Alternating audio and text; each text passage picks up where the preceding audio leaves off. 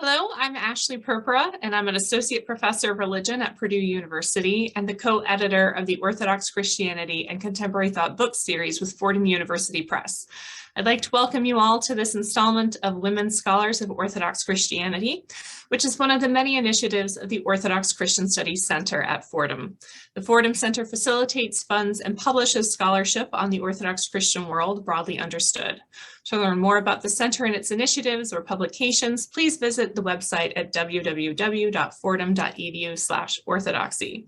We also encourage you to follow the center on YouTube, click like on our programming, and share this and other videos with anyone who might benefit from it. I'm joined today by our guest scholar, Dr. Karin Krause, who is an associate professor of Byzantine art and religious culture at the Divinity School of Chicago University. Her research interests include visual hermeneutics, Byzantine manuscript culture, the interrelation of text and images, the cult of relics, the theology of the icon, and phenomena of cultural exchange between Byzantium and the West. In her most recent book, I hold it up, Divine Inspiration in Byzantium, Notions of Authenticity in Art and Theology by Cambridge, just out this year, she examines the intersecting conceptions of divine inspiration and authenticity in the literature and visual arts of Byzantium.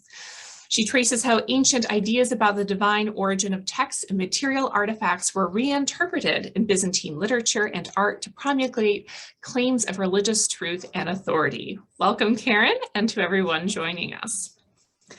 So for our time today, we'll begin by having a discussion for a half hour or 40 minutes or so, and then we'll open it up to Q&A. So for those of you joining us, please put any questions that you have for our guest by clicking the Q&A button at the bottom of the screen, and we'll get to as many as we can before our time is up.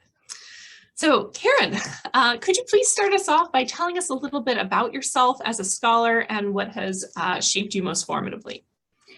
First of all, I wanted to thank you, Ashley, and your colleagues for inviting me to participate in this series. It's a great honor, of course, and I must say that I benefited and learned a lot from the previous videos that you have online. So thank you very much for having me.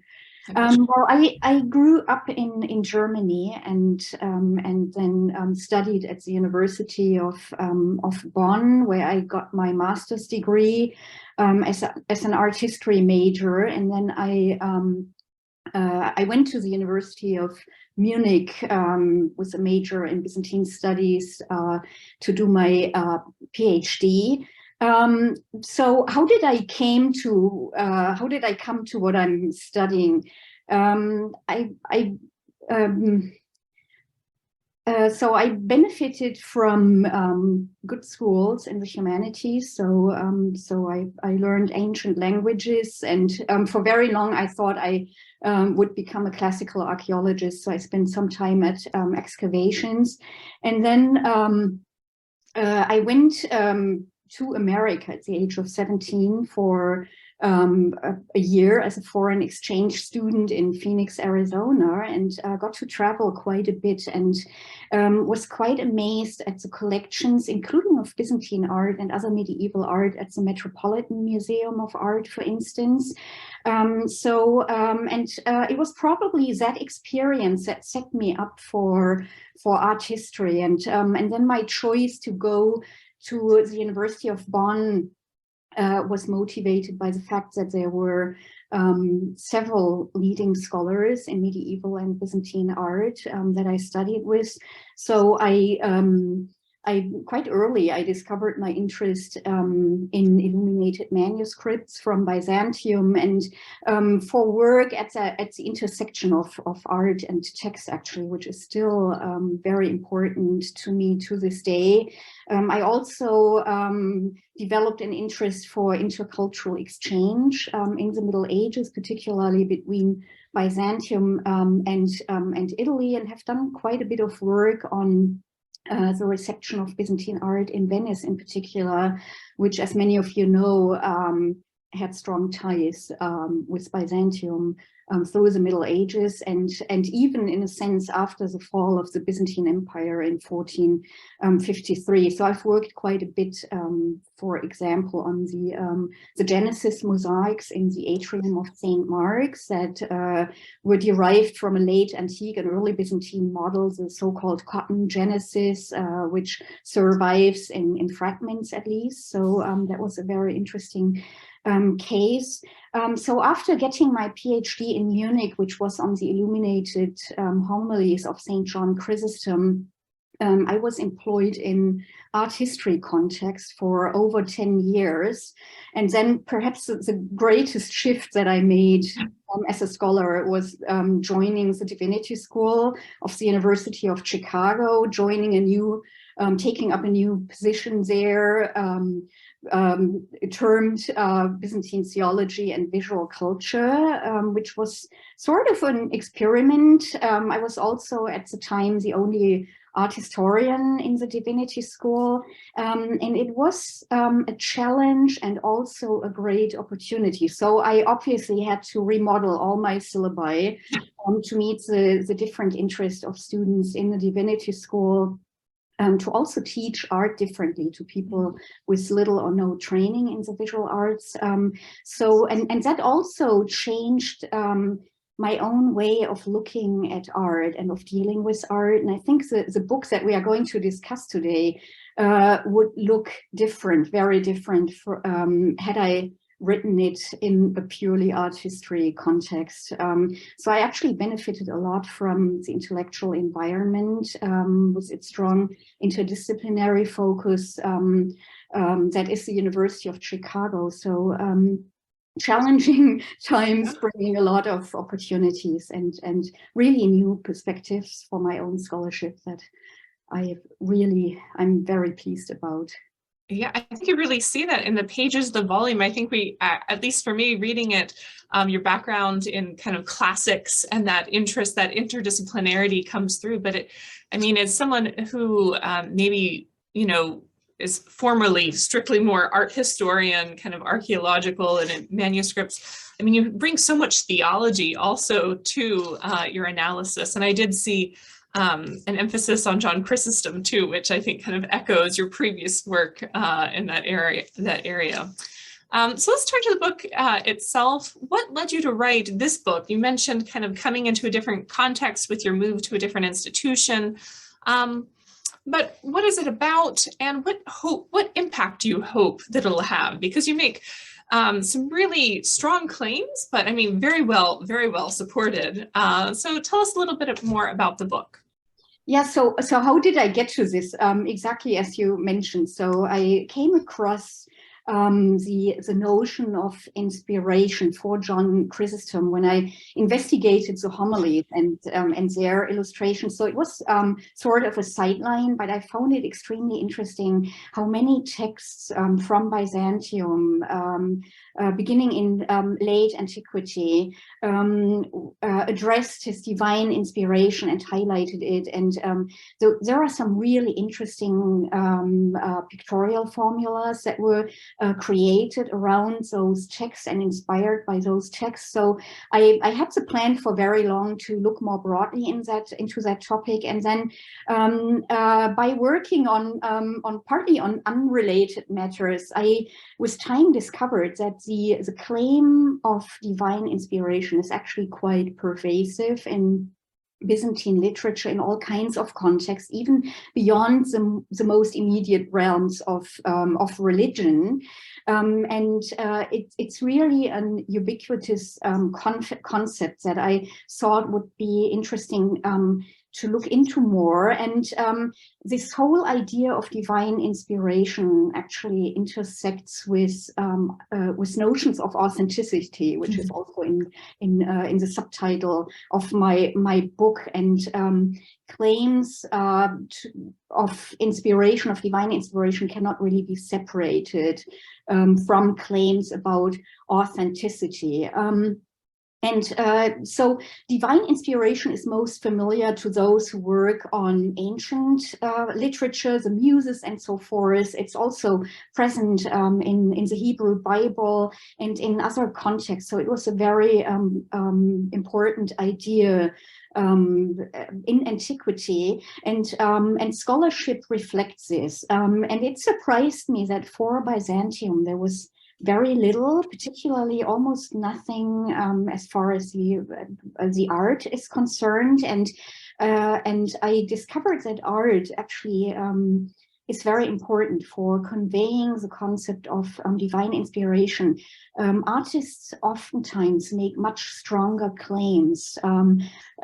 What's most characteristic of those claims in literature is that they often remain vague as to how the inspiration is conveyed by God or by a divinity to a human being, and then especially it's very ambiguous or uninformative about the concrete outcome of the inspiration. That is very characteristic for most texts from the pagan realm and also the associated imagery, and it also holds true for most instances, say in the Old Testament, in the Hebrew Bible. So there is in fact a range of ideas to describe divine interference with human production of texts mostly, but then also of material artifacts. And so inspiration needs to be understood as an umbrella term that that actually denotes various imaginings of how exactly that that happened. And Byzantium actually took up a lot of the ideas and metaphors that were shaped in antiquity in both the Greco-Roman world of polytheism and Judaism.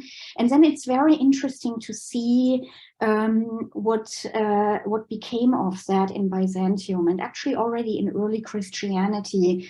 So what I found is that the emphasis on accuracy that is assured by documenting an inspired text in the first place, in writing, in the moment when this text is conveyed by God, that is key to many of the early Christian and then also the Byzantine writings, including, for instance, also poetry, homiletic writings that insist on writing and the document. And I looked into a variety of texts, so homilies, obviously, exegesis, hagiography, chronicles later on, ekphrasis are a very important genre of text, and then also poetry, particularly epigrams that were composed to accompany art.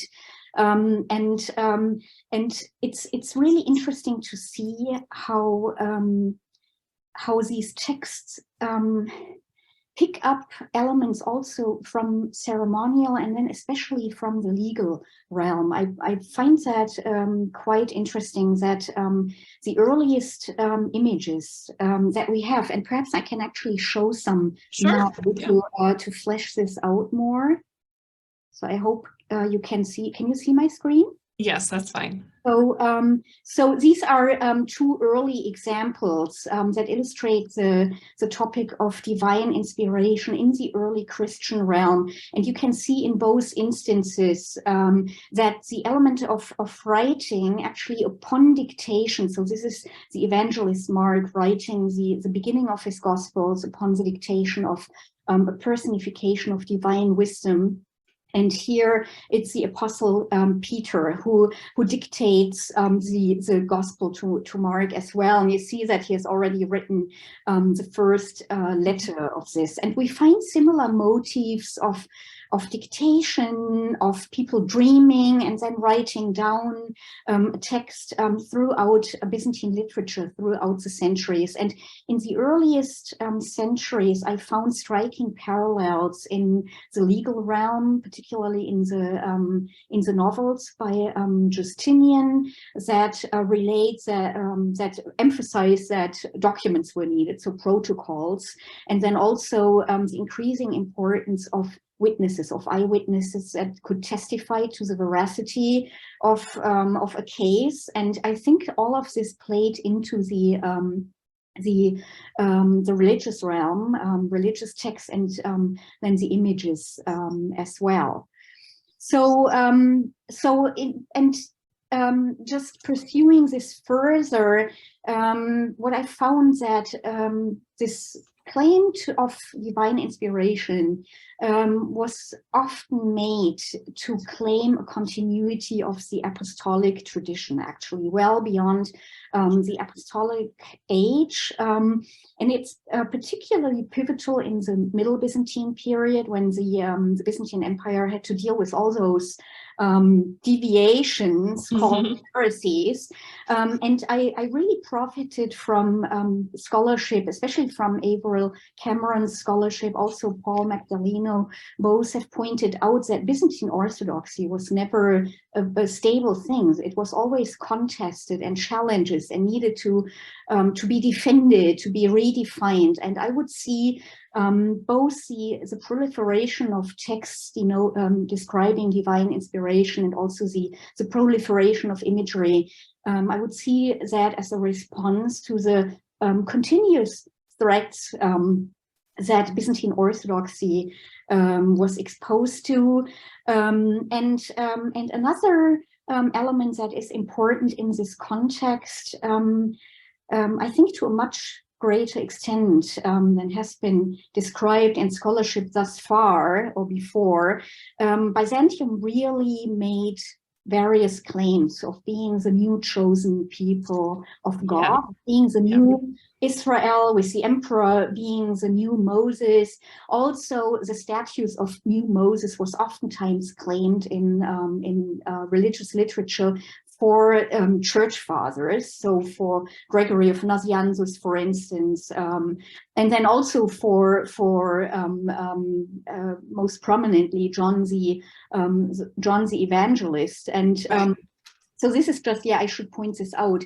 So this is just one example of dozens, if not hundreds, that we have that show muses inspiring a poet. So this and other similar ones are typical for the ancient period, and scholars have always claimed. So what happens then in Byzantium is a direct continuation of such images, but there are very few that actually highlight the element of writing, and it's mostly the images reflect that the concept originated in an oral culture.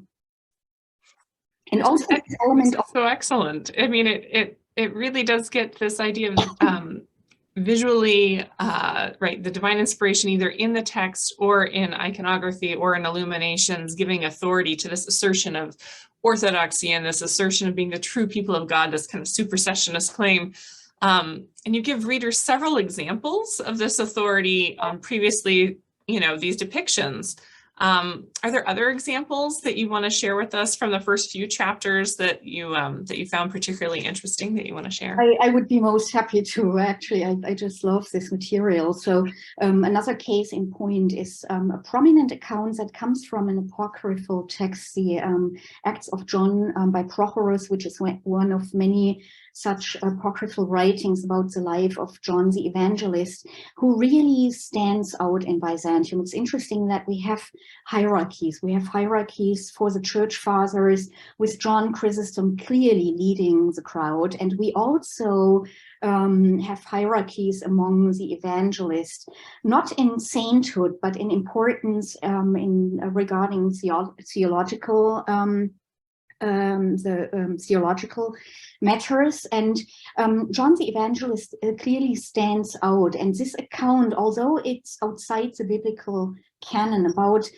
John the Evangelist receiving inspiration from God, who dictates the gospel to him on the island of Patmos, so not in Ephesus. That's also deviation from the more canonical account of origin. And then John dictates the gospel in the very moment where he hears the words to his disciple Prochorus, who is very likely also the one who wrote these apocryphal acts. And so if you watch closely, there are strong elements of writings here. So the hand of God emits oral speech that we can read in writing, and then it goes almost through the body of Saint John and through his extended hands that is dictating to his disciple, who writes down exactly the same text. You can see that better here.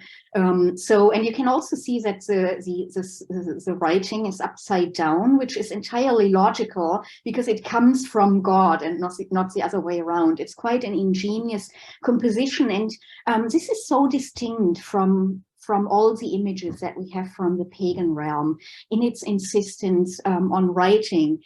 And then this idea of continuity is actually also present in the writings about the church fathers that are actually viewed in Byzantium as continuing the work of the apostles and of the four evangelists in particular. You have texts in Byzantium that describe John Chrysostom as a fifth evangelist, so he's even called that. And although his most common epithet, the golden mouse, emphasizes orality and celebrates his many orations that he delivered orally, the images insist on writing too, and he is in fact the only church father who received a very prominent narrative that is repeated in various accounts that describe how he is visited by the Apostle Paul in his study, and the Apostle Paul whispers the words of the commentary on Romans, according to the text, into the ear of Chrysostom, and then importantly a witness. Again, we have a figure of a witness secretly witnesses the scene, observes the scene, whereas Chrysostom is, according to the text, entirely unaware of the inspiration. That is interesting too. And then later on, his companion is able to identify the visitor as Paul, because Paul has an icon of the saint in his study, and the disciple or companion notes the similarity, the resemblance between the icon and the nightly visitor. So that's a strong argument of continuity. So the posthumous visit of the apostle to inspire the exegesis of his own biblical writings. That is a very interesting case, and again, a singular case among the church fathers. And it's very interesting that this iconography was used quite a lot. We have many images surviving and similar compositions too that make similar claims, and indeed more strongly oftentimes than texts do. So this is one of my most favorite compositions. Very overt. This is from the late Byzantine period, obviously, and you see again that by now very established pictorial formula of Paul approaching Chrysostom from behind, and Chrysostom writing the text, his own commentary to the letter to the Romans, which was, however, originates from the apostle himself, and simultaneously he receives inspiration from God, so from Christ reaching out of a segment of heaven. And then what is equally important is, I hope you see this, that the scroll transformed into a stream. So that's the old, very ancient motif of the source of wisdom that others drink from to partake in the inspiration. You see even drinking down at the bottom. Right, so bishops, contemporary bishops wearing the dress that they would wear in the 14th century, so they partake in the wisdom and in the inspired writing, and can thus convey that writing to the faithful in turn. So this idea of continuity is extremely important. And then again, you find claims being made about about new Moseses, and the accounts, to return once more to John the Evangelist, are strongly modeled. The accounts of how he receives the gospel are strongly modeled on Old Testament accounts of how Moses receives the tablets of the law. And you find, especially also in poetry, these constant comparisons between the tablets of the law being made obsolete by the gospel, so by the new covenant in Christ, and also for Gregory of Nazianzus, we find the same claim that he's a new Moses, and his writings represent the new covenant. His relics even are compared to the tablets of the law in one text. So these are very strong claims, actually, that are being made. Then that pictorial formula that is ultimately derived in its basic form from ancient sarcophagi and mosaics that show muses approaching the inspired human from behind. Then this text about Chrysostom being inspired by St. Paul actually migrates and is used without a separate textual basis in other contexts. In this case, it's actually Luke the Evangelist who inspires John Chrysostom as he writes his commentary on the book of Acts. Yeah, that is again interesting because the Evangelist himself takes care of the accurate and orthodox commentary of his own gospel. And that also illustrates what I said earlier, that Chrysostom in this case becomes a fifth evangelist because he receives the same treatment that two of the evangelists, Luke and Mark, received earlier from the princes of the apostles. So they were like already early in Christianity. We find those legends that Mark and Luke received their gospels from Peter and Paul, respectively, and sometimes we find the element of dictation. So you couldn't make a stronger claim for the continuity of apostolic writing. Yeah. Well, that level of authority too, right? That we visually just represented with the, not only, one of the evangelists whispering in their ear, but then also the icon of Christ coming down and, just building all this authority into these authors' works. Does something that you also talk about, icons also having this type of almost the same status or being elevated to the same status as scripture, which I think we've seen kind of now with John Chrysostom as an example of several patristic authors whose texts are given that same level of authority. So in chapter 5, you have the discussion of the divine inspiration of icons, particularly with relationship to their likeness compared to the prototype. You talk about icons as being alive, and here not meaning just saints, but the actual imagery, right? Like the icons themselves performing miracles or different attempts, miraculous attempts and accounts to elevate them with the same kind of different approaches, but same kind of building in the divine inspiration behind them. So share with us some examples of how these accounts might help us better understand how icons were used and functioned within Byzantine Orthodox Christianity. Yeah, thanks for that question as well. What really surprised me, what I wasn't prepared for when I first started writing this book, I thought it would be only on the inspiration of texts. And then with time, I discovered various claims to inspired art in Byzantium. So either inspired artists or icons that were somehow inspired by the divinity. And then also other objects, including entire churches and their decoration that Byzantine authors claimed inspiration for, interestingly, after iconoclasm had ended. So the last 3 chapters are actually on icons.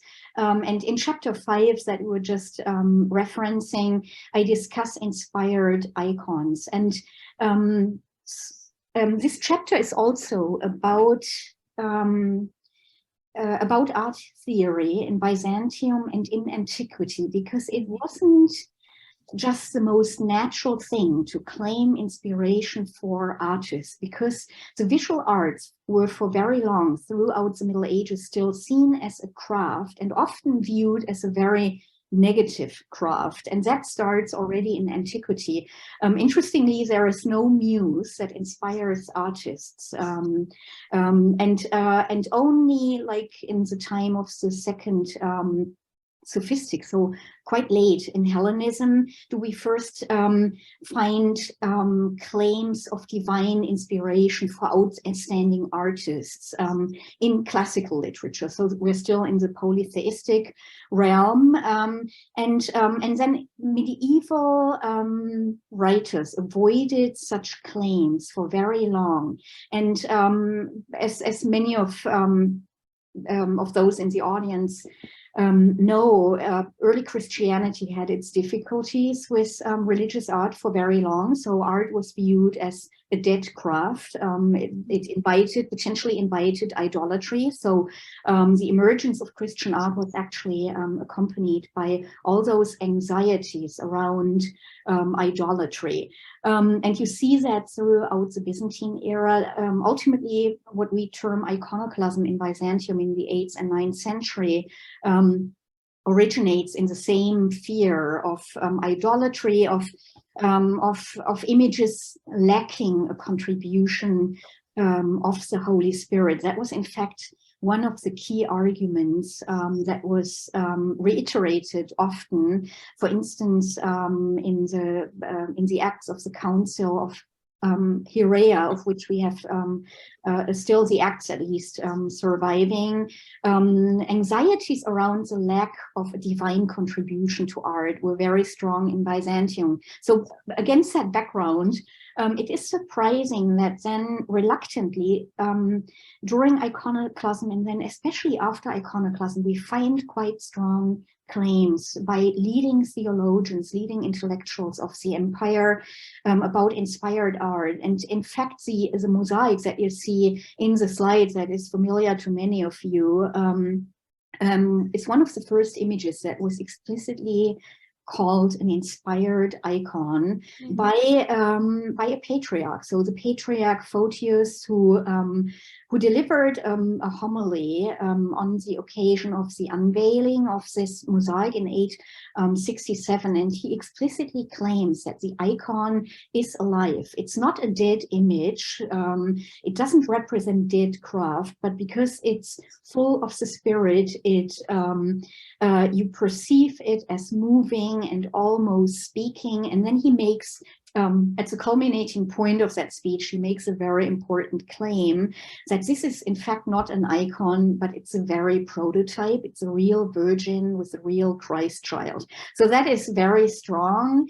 And then in the 11th century, Michael Psellos makes similar claims, especially in one ekphrasis on an icon depicting the crucifixion, which unfortunately no longer have or can no longer identify. And in that ekphrasis, the icon also comes to life. So the inspiration behind this is obviously rhetoric, the element of what the Greeks called empsychos graphy, which is ensouled writing as far as text concerned, and can also be translated as ensouled painting, thanks to the significance of graphy in Greek, meaning texts, writing and images alike. So the claims were simply extended from the realm of literature to claim for images the same level of inspiration, and thus liken them to Holy Scripture and situating them at the same level as inspired Holy Scripture. That is a very interesting phenomenon, and oftentimes you find exactly the same vocabulary used that is also used by authors who make a case, say, for the inspiration of a gospel or of a homily, or earlier than that in the polytheistic realm or in ancient Judaism. So, and I found interesting that these claims are voiced especially after iconoclasm, I mean centuries after iconoclasm, and you can actually see in numerous writings that anxieties around icons persisted very strongly after iconoclasm, and particularly around icons of Christ. Actually, iconoclasm is about anxieties around portraits of Christ, visual portraits of him. It's not so much a conflict or a dispute about icons of saints. They are sometimes mentioned, but it's really a dispute about the conflict between visual representations of Christ and the dogma of his dual nature, of particularly of his human and divine nature being inseparably. And after that had been fixed in the Council of Chalcedon in 451 already, so that created numerous problems for icons of Christ, and anxiety around depicting the divinity, which is uncircumscribable, were persistent in Byzantium way beyond the end of iconoclasm. And that is one context that shows us very clearly that iconoclasm and theology was not able to settle the most pressing concerns that people had about depicting Christ and his images. Right, and I think this comes through in chapter 6 when you talk about the Mandelion, or this very famous, I mean, there's multiple accounts of this icon not made by hands of what's, I guess, traditionally depicted as, you have all these representations here as the face of Christ, but you give a very nuanced and compelling presentation of that actually this cloth did not have the face of Christ, and that was the point. So share with us that interpretation and explain that for us, because I think that might be unfamiliar to some of our listeners. Yeah, so I, even already as a student, when I first encountered this object called the Mandelion and related objects, I was puzzled by the fact that the visual representations, or I tend now to call them imaginings of the Mandelion, while sharing certain similarities, they're all different, and some are rather strikingly different from others. So, and I was wondering, why is that when we have a most authentic prototype? So for those who are less familiar with this, the Mandelion was believed to have been a textile that bore an imprint of the face of Christ after it was touched to his face, after he wiped his face to dry off water. That's at least according to one strand of the legend. Scholars have never doubted thus far as I know, that the cloth was really an image-bearing cloth that had an icon of Christ, a visible image of his face on it. And I challenge that assumption. Another question that I had was, why do we lack even the most rudimentary description from Byzantium of what was seen on that cloth? I mean, isn't that striking? I mean, people really to this day long to see what Christ looked like, right? And here we have a cloth imprinted miraculously without human artistry, without human interference on a textile, and nobody drops a line of text of what he looked like. And then another question I had was why the argument that Christ chose to produce icons of himself and disseminate them, why was that argument not used widely by iconophile authors to substantiate the cult of icons? I mean, you couldn't have made a stronger claim for the validity of icons of Christ that could in fact have prevented the outbreak of iconoclasm in the first place. And we find almost no remarks in iconophile literature about that icon, actually. So I looked into various things for those two last chapters, and it turns out that the legend of the Mandelion is actually, or ought to be understood, in my view, as an allegory of the dual nature of Christ, that picks up ideas that were voiced in early Christian literature, particularly in homilies by Proclus of Constantinople, and then significantly Ephraim of Edessa. So in the same city where the narrative about the Mandelion also originated. So that's Edessa in Mesopotamia, where all of that comes from. And those allegories, textual allegories, depict Christ as a divine artisan who either paints or models or weaves his dual nature as if it were an image. So they celebrate the incarnation. And I suggest that the Mandelion narrative does the same thing, and that the cloth was in fact blank and served as a relic to signify that that replication actually of the incarnation, and thus highlights the importance of the religious importance of the incarnation for all time. So I, for instance, also looked into inventories of the treasury of the Sainte-Chapelle in Paris, because the Mandelion ended up first in Constantinople in the 10th century, and it was then sold by the Latin rulers in Constantinople around 1240. It was sold to the French king Louis IX and was transferred to Paris. So I looked into sources from Paris, and they are also silent about what the cloth looked like. And in fact, we do have sources from Byzantium where people said there is nothing to be seen on the cloth. It's empty, or at least doesn't show anything remotely reminiscent of a human face. So there are very strong arguments for that, to suggest that. And then especially pivotal, I think, to make that case is theology. And as you know, literature on the Mandelion and related icons is vast.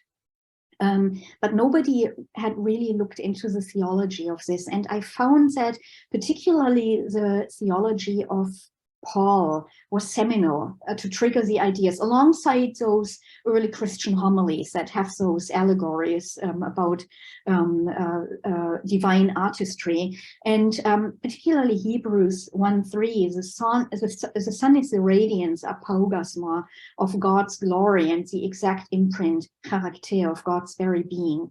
I think that is really behind the idea, because the literature about the Mandelion, there are various texts, including several produced well after iconoclasm, they use the terms denoting seals and imprinting. That language is extremely strong in those texts, and it's often used synonymously for icon or Mandelion.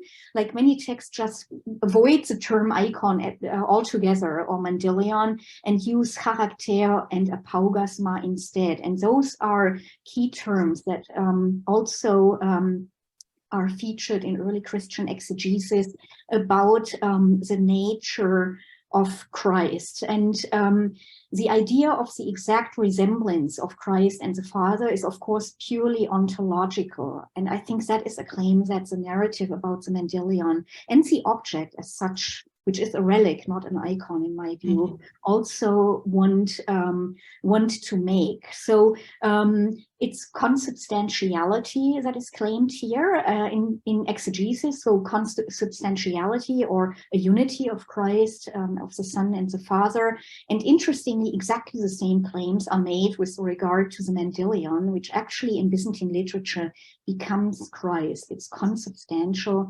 with Christ, which is quite radical, but you can see that from the terminology that the Byzantines use. What is likewise important and had likewise not been brought up is the materiality of the Archeropoieta. So the Mandelion is not the only textile that was believed to have been divinely imprinted. There are several others. The Camulia icon is another well-known icon of this sort. So icon in an ontological sense, not in a pictorial sense. And then the Mandelion created replicas of itself, so other imprints, allegorically, again, Right. ceramic tiles, baked ones, interestingly, so ones that could not possibly receive anything like an imprint that would be recognizable as a face. And I think the materials, textile and clay, were not randomly chosen, but they were chosen because these materials had an age-old symbolism of human flesh, and in the Christian context were often used to allude to the incarnation of Christ. Absolutely. Yeah, there's still such a human need, though. I think when you showed that Google search and then all the icons, the artistic representations, right? That people just want to resist this. There's kind of a human need, but what did he look like, right? That they're trying to maybe grasp onto. But I think your theological point and interpretation, and clearly from the historical record, justifies that claim very well. I want to encourage our viewers, if you have questions, to go ahead and put them in the Q&A. I have one more question that I'll start off with, and then we'll open it up for the last few minutes. So, to close out the book, in light of the concerns you just shared with us about divine inspiration, icons, divine representation, you close the book with this question: was iconoclasm ever truly defeated in Byzantium? And I think perhaps from talking now and reading the book, we can anticipate your response, but share it with us anyway and give us a sense of what is at stake and how it is answered. So I would answer that question with a clear no. It was officially, I mean, it was terminated and it never came back. It was terminated in 843 with emperors and the patriarch involved. But that didn't end the discussion around it. And it's interesting how the theological dispute about images of Christ shifts from treatises to homilies mostly, and to ekphrasis.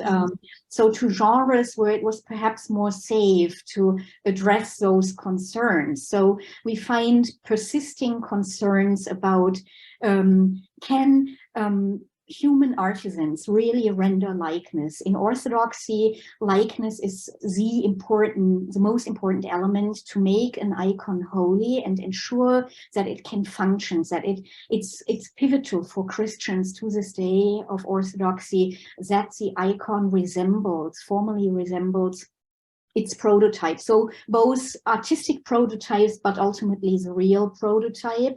And if that is cannot be ensured, there is a problem. And you continue finding these concerns addressed. And as I said, the argument that icons are also divinely inspired and ultimately ensure resemblance, even if artists cannot render that themselves. It's divine inspiration.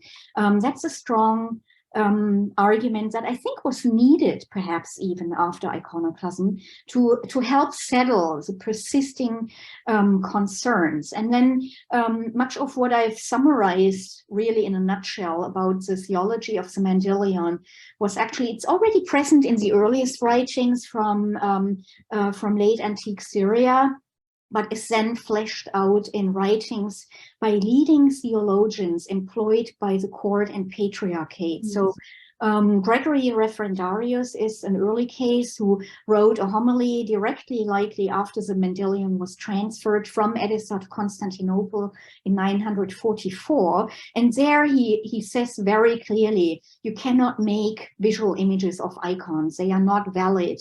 And arguments that he uses come from the early Christian realm, from homiletics that employ the argument of the incomprehensibility of God's nature, and he and others use that argument to make a case that Christ, because he has the divine nature, cannot be circumscribed. And it's in fact a very iconoclastic text if you read it closely. Yeah. And there are elements of iconoclastic arguments even in the narratio. So that's the key text that relates the long legend of the Mandelion. Even that makes points that are unambiguous, that states there cannot be such a thing as icons of Christ. And then as late as the end of the 12th century, Constantine Stilbis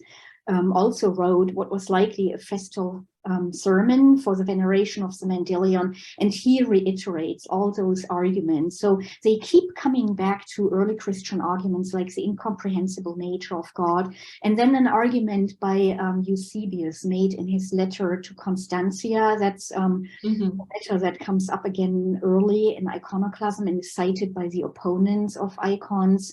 And Eusebius also stated very clearly, because of the divine nature, you cannot have icons of him. So what I would actually ask, like, when exactly does iconoclasm begin? I'm not the first to ask this, but I might be among just a couple, or perhaps alone so far, in asking, did it really end in 843? As far as theology is concerned, in my view, theology was the main cause of iconoclasm.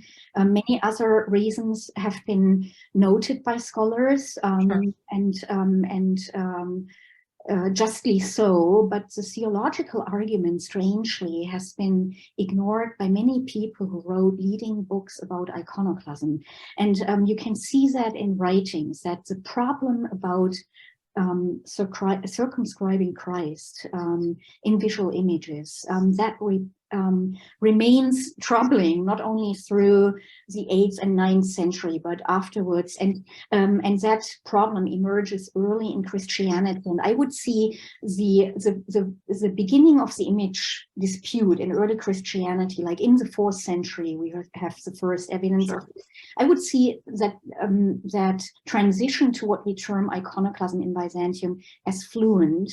And likewise, again, the theological problem is difficult to settle. But what is most interesting, and perhaps a good conclusion to this, is that icons of Christ, and also of others, but particularly of Christ, survive to this day, and they inspire the faithful, and they invite prayer, and that shows how powerful art is, how powerful images are. So icons have agency, and there's a strong gap between theory and theology and what people actually do with icons. So it's like orthodoxy couldn't do without icons. When you visit like a church in Greece and you sit down for a while, you see people coming in and they interact with icons as if they were their relatives or dear friends. And they kiss icons physically, which is something you normally do to a human being, right? Yes. So, and I think it resonates with that living aspect that you know, sometimes is very much hinging on the likeness, but I guess the likeness is also a bit subjective, right? For a person to recognize that, not just for kind of the official church or the patriarch or someone to designate that. But I think we see it kind of in lay piety and more maybe informal ways. We do have some questions in the Q&A that are on several different things. The first was, what is the approximate date of the ivory of Peter dictating to Mark, please? Yes. This is just a factual one, so maybe we can start with that because it should be pretty quick to answer, I imagine. Yeah, in a sense it is, and in another sense it isn't. So that is, the date is disputed, and I was kind of expecting this question. So this comes from the so-called, or is associated with the so-called Grado chair, for which there is a very thin situation in the sources, so that would bring it to late antiquity, and alongside many other ivories that are associated with the same ivory cathedra. They all invite the same questions as to dates. So dates between the 6th and the 10th century or even beyond have been suggested for this. The one in the V&A was actually tested about 20 years ago through radiocarbon dating, and that suggested like the most narrow time frame for this might be the decades between 630 and 50. Frankly, I just from my familiarity with art, Byzantine art of different periods. I have difficulty seeing this beyond, like dating this beyond late antiquity. So I think the early 7th century, like when you look at style, when you look at paleography, so many of these, several of these ivories have inscriptions. These are clearly late antique letters. I personally would be troubled like situating this in the 10th century. It is true, though, that the visual evidence for the idea of Peter dictating and not just conveying the Gospels by other means to his disciple, the dictation scene actually precedes, in the ivory, precedes the first textual claims for dictation. But we do have oral traditions. It's very common. But whoever asks this is right to point out that that the date is disputed, not only for this ivory, for others too. Sure. Another question we have has to do with kind of thinking about tradition. So this person wants to know, to what extent do you see inspired new insights or reinterpretation in Byzantium rather than strict continuity? So a lot of what you've pointed out in the book is these methods that the Byzantine Christians use to kind of recall and invoke that inspiration and continuity with the past, but do we see kind of novel developments or innovations, to borrow a term? Yeah, so thank you. The biggest innovation is the element of writing, and often the element of dictation, elements of eyewitness. So in this case here that I showed, the disciple is not only a secretary, but he also witnesses the moment of the inspiration. Same with John Chrysostom being visited by Paul. And then he's writing without even noticing it himself as he receives the dictation. Right, he's turned away from the text.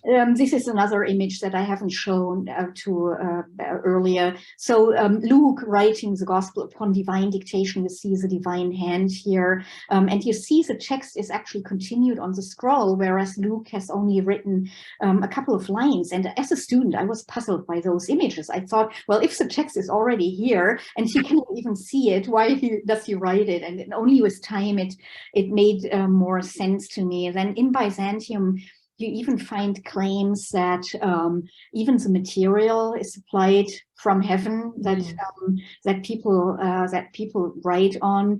And then the argument of continuity that I've briefly addressed earlier, that is also pivotal, and you find that through the Byzantine centuries, actually. So this is a later miniature that shows the inspiration of Gregory of Nazianzus by the dove coming out of heaven and whispering in his ear too, interestingly. And he writes, and then the scroll unfolds into the lower zone, where a much later exegete, the Metropolitan Elias of Crete, is busy writing his commentary on the shared scroll. So that illustrates that the idea of apostolic succession and continuity is endless, and it carries on to this day. So people who would to this day claim inspiration for their writings in Orthodoxy. So the element of tradition, as has often pointed out, is much stronger in the Orthodox realm than in other Christian realms, and I think the images show that very clearly. So those are cases where I would see the greatest differences for what I haven't found expressed very strongly in antiquity.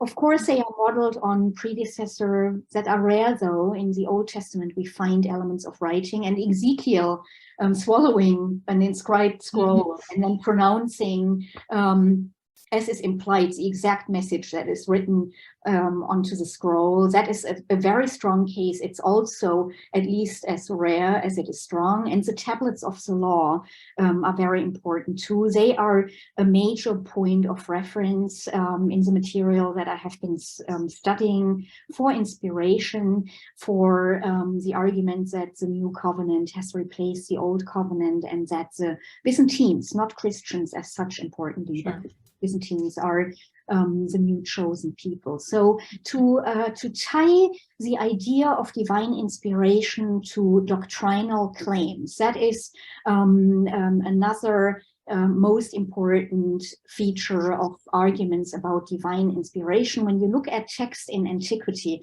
it's entirely ambiguous to what extent people were inspired and what is the human contribution. And many of these Byzantine texts make plain that humans have actually no contributions. They wrote upon dictation, and that is emphasized not in each and every case, but it's a very prominent argument that for which we have no parallel in ancient polytheism. Like the inspiration of the muses doesn't really have that. So beyond inspiration and the phenomenon as such that is so interesting to study, it's equally interesting to understand why these claims were made. So to defend and substantiate orthodoxy and to promote the claim of the Byzantines being the new chosen people of God. That's fascinating. And I think it gives at least Orthodox Christians a lot to think about in terms of how authority has been built into or invoked in their history, right? And how it continues, even in the present. How are people still perhaps claiming and seeking out that divine inspiration to attach to different elders or different writings or even iconography? And how has that kind of come to life? So I'd like to thank you for joining us today, and to all our listeners and guests as well. That brings us to the end of our time. Unfortunately, I feel like we could keep going on for another few hours, but unfortunately time doesn't permit. We look forward to having future webinars this spring and hope you will join us again then. As always, you'll be able to view a recording of this episode and our previous webinars on Fordham's Orthodox Christianity Studies Center's YouTube page. Thank you so much for joining us. Thanks to all who have listened to this, and thanks again to you, Ashley, especially. My pleasure. Bye.